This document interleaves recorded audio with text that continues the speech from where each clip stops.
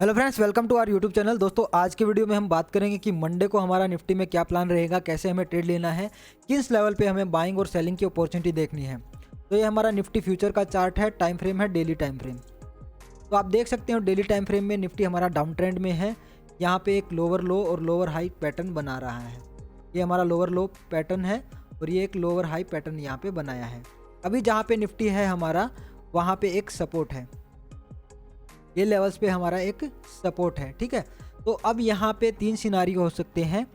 या तो इस सपोर्ट को नीचे की तरफ तोड़ के हमारा जो डाउन ट्रेंड को निफ्टी कंटिन्यू रखेगा, या फिर ये जो हमारी ये रेंज है कुछ दिन तक इस रेंज में मूव करे निफ्टी, फिर इस रेंज को या तो ब्रेक डाउन दे या फिर ब्रेकआउट दे।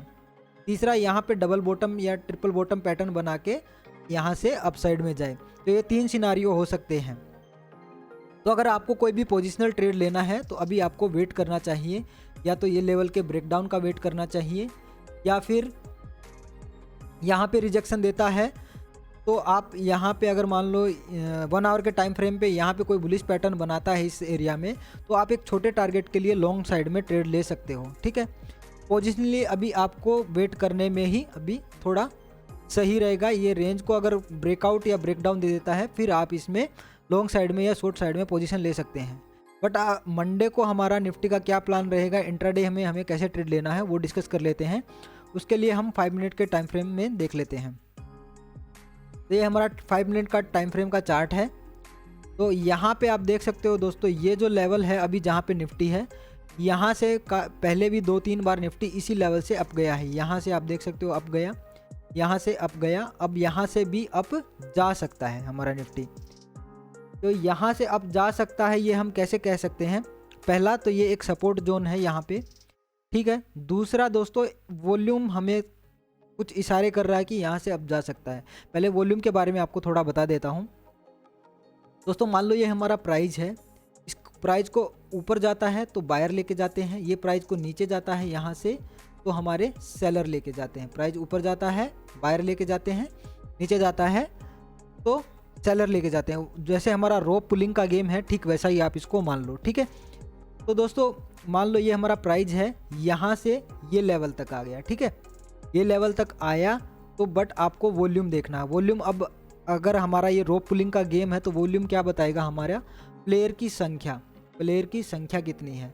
अगर प्लेयर की संख्या थोड़ी है और फिर प्राइस हमारा ज़्यादा मूव किया है तो इस मूवमेंट का इतना इम्पोर्टेंस नहीं है, ये एक ट्रैप हो सकता है। ठीक है, अगर हमारा प्लेयर की संख्या ज़्यादा है और हमारा प्राइस भी ज़्यादा मूव किया है तो ये एक जेन्युइन मूव है, हम इस पर ट्रस्ट कर सकते हैं। ठीक है, अगर हमारा अब दोस्तों ये प्लेयर की संख्या ट्रेडिंग में मान लो पैसा ज़्यादा अगर लगा है, बाइंग साइड में डिमांड ज़्यादा है और फिर ये प्राइस अप गया है तो ये एक जेन्युइन मूव है। ठीक है, तो आपको मैं अगर इसमें चार्ट में समझाऊं तो आप देख सकते हो कि हमारा यहाँ से लेके यहाँ तक हमारा वॉल्यूम एवरेज से भी कम था। ठीक है, फिर लास्ट में ये हमारा वॉल्यूम ज़्यादा हुआ है। ठीक है, अब ये ज़्यादा वॉल्यूम हमें क्या बता रहा है दोस्तों, यहाँ से हमारा ये कैंडल से ये हमारा वॉल्यूम ज़्यादा हुआ है।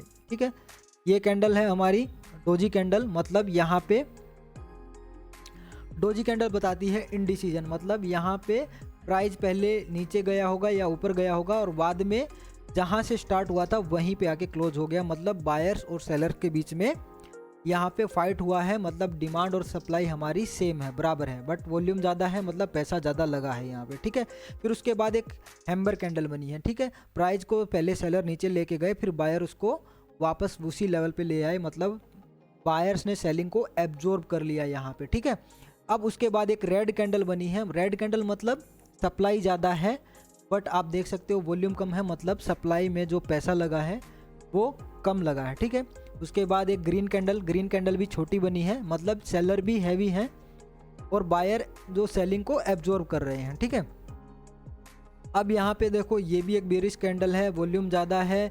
अगर वॉल्यूम के हिसाब से देखें तो ये एक बड़ी रेड कैंडल होनी चाहिए थी, बट ये एक बड़ी रेड कैंडल नहीं है, छोटी रेड कैंडल है, मतलब बायर्स ने यहाँ पे भी एब्जॉर्ब किया है। तो यहाँ पे देखो ग्रीन कैंडल है, यहाँ पे भी रेड कैंडल है लास्ट में। तो ये जो वॉल्यूम के हिसाब से ये रेड कैंडल बड़ी होनी चाहिए थी। ठीक है, बड़ी रेड कैंडल होनी चाहिए थी, तब हम मान सकते थे कि ये एक जेन्युइन मूव है, डाउन साइड में और जा सकता है। तो मतलब इस एरिया में, जितने भी एरिया में बायर्स ने ऑब्जर्व किया है सेलिंग प्रेशर को, ठीक है।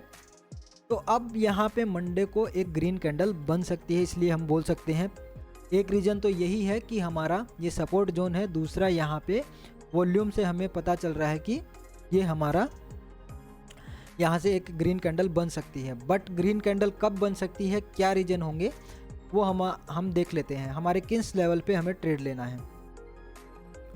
तो दोस्तों हमें जो ट्रेड लेना है वो हमारे लेवल्स रहेंगे।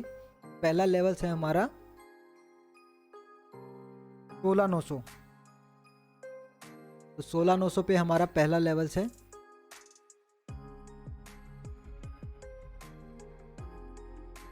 ये हमारा पहला लेवल हो गया। दूसरा लेवल है हमारा 17,200,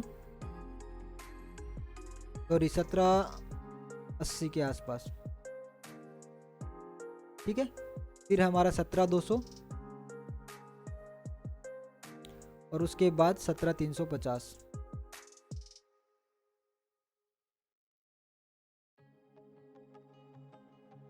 तो ये हमारे लेवल्स है, इन लेवल्स पे हमें ट्रेड करना है, ठीक है।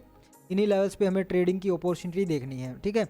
तो बाइंग की हमें अपॉर्चुनिटी कब देखनी है, मान लो हमारा जो मार्केट है वो फ्लैट ओपन होता है, फ्लैट ओपन होके एक डाउन मोमेंटम देता है, डाउन मोमेंटम देने के बाद वापस से ऊपर जाता है और एक लोअर वीक, बड़ी लोअर वीक बनाता है और हैम्बर टाइप की कैंडल बना लेता है।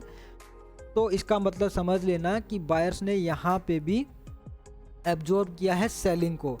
अगर ऐसी कोई कैंडल बनती है और फिर हमारा मार्केट नीचे आता है तो हमें इस लेवल पे रिजेक्शन पे बाइंग की पोजीशन लेनी है, ठीक है।